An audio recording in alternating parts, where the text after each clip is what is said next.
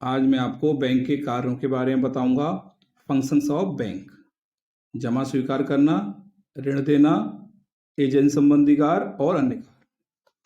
सामान्यतः जो हम पैसा जमा करते हैं, बैंक उसे विभिन्न खातों के माध्यम से करता है। जैसे चालू खाता, ये व्यापारियों द्वारा खोला जाता है और बैंक इस पर ब्याज नहीं देता। सावधि जमा खाता, बैंक एक निश्चित अवधि के लिए इसको खोलता है और सबसे अधिक ब्याज अन्य खातों की अपेक्षा इस पर देता है और एक निश्चित अवधि से पहले इसमें से धन नहीं निकाला जा सकता। मध्यम वर्ग के लिए या छोटी छोटी बचतों को जमा करने के लिए बचत बैंक खाता खोला जाता है, इस पर ब्याज दी जाती है। घरेलू बचत खाता बच्चों को बचत को प्रोत्साहन देने के लिए या जो लोग 5, 10, 15, 20 रुपये ही प्रतिदिन बचत कर पाते हैं उनके लिए खोला जाता है। बैंक द्वारा एक गोलक दी जाती है, उस गोलक के भर जाने पर बैंक में जाकर खाते में पैसा जमा करा जा सकता है। आवर्ती जमा खाता, इसमें 5 के गुणक में धन बैंक में 1 महीने के बाद जमा कर दिया जाता है। दूसरा महत्वपूर्ण कार्य बैंक का ऋण देना है।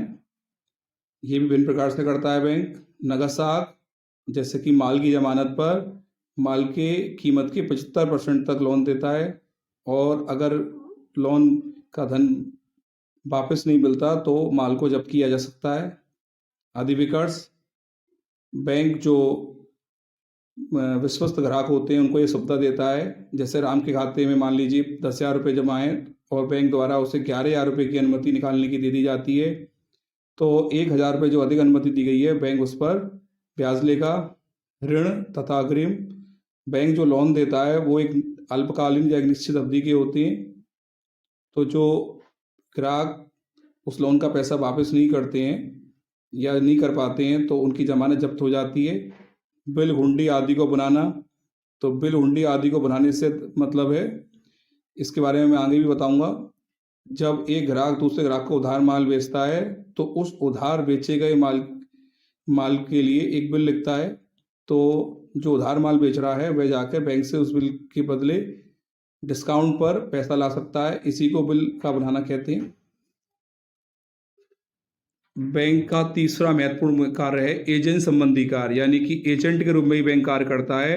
जैसे कि धन का हस्तांतरण करता है, एक स्थान से दूसरे स्थान पर धन को भेजने की सुविधा देता है। और बैंक अपने ग्राहकों की आर्थिक स्थिति के बारे में भी जानकारी देता है। ट्रस्टी के रूप में कार्य करता है, प्रन्यासी के रूप में, यानी कि कभी कभी कोई व्यक्ति वारिस न हो जाने के कारण अपनी संपत्ति का वारिस बैंक को बना देता है, बैंक वहाँ ट्रस्टी के रूप में कार्य करता है।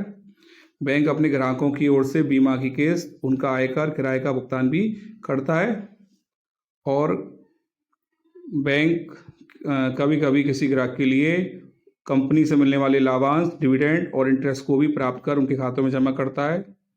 बैंक के अन्य कार्य भी हैं, जैसे कि बहुमूल्य वस्तु सुरक्षा, इसके लिए बैंक लॉकर की सुविधा देता है। पत्र मुद्रा का निर्माण, ये सभी बैंक नहीं करते हैं, ये रिजर्व बैंक द्वारा कार्य किया जाता है। और निर्गमन का मतलब है नोट छापना। विदेशी मुद्रा की व्यवस्था, जो ग्राहक विदेशों से व्यापार करते हैं उन्हें विदेशी मुद्रा की आवश्यकता होती है। बैंक उनकी भारतीय मुद्रा के बदले उन्हें एक निश्चित दर पर विदेशी मुद्रा उपलब्ध कराता है। बैंक विभिन्न प्रकार के उद्योगों की व्यापारिक सूचनाएं भी एकत्र करता है। साख निर्माण से आशय है, बैंक के पास जो धन जमा होता है उस धन का एक निश्चित भाग ही अपने पास रखता है, बाकी धन वह ऋण के रूप में व्यापारियों को दे देता है। और वह ऋण जो व्यापारियों को देता है, ऋणी को देता है, वह ऋणी के खाते में जमा करता है, जिसे ऋणी धीरे धीरे करके निकालता है। इससे साख का निर्माण होता है। इस प्रकार आज हमने बैंक के कार्यों में समझा कि बैंक के 4 मुख्य कार्य हैं: जमा राशि स्वीकार करना, ऋण देना, एजेंट संबंधी कार्य और अन्य कार्य। कल मैं आपको या अगली कक्षा में मैं आपको बैंक का मैप के बारे में बताऊंगा। Thank you.